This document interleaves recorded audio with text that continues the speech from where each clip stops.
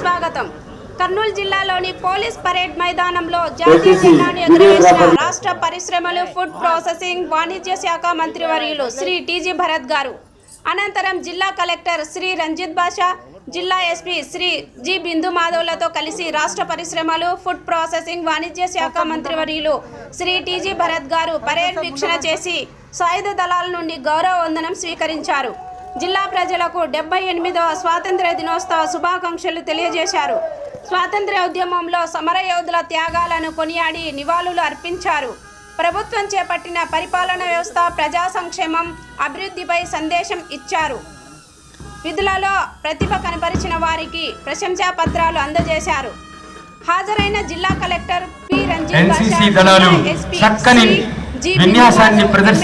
Madhusudan, Kurnool parliament సభ్యులు Bastipati Nagaraju, Zilla Parishad chairman Errabothula Papireddy, joint collector B Navya, assistant trainee collector Chella Kalyani, home guard commandant southern region Mahesh Kumar, డిఎస్పీలు, ఇతర ప్రజాప్రతినిధులు, విద్యార్థులు తదితరులు పాల్గొన్నారు.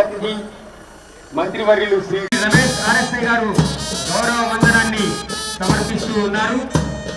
అలాగే 4th platoon Shri D Ahmed Hussain RSI గారు గౌరవ వందనాన్ని సమర్పిస్తూ ఉన్నారు. అట్లాగే 5th ప్లాటూన్ మంత్రివర్యులు ఆ వందనాన్ని స్వీకరిస్తూ చిరునవ్వులు చిందిస్తూ ఈనాటి స్వాతంత్ర దినోత్సవ శుభాకాంక్షలు తెలియజేస్తూ ముందుకు సాగుతూ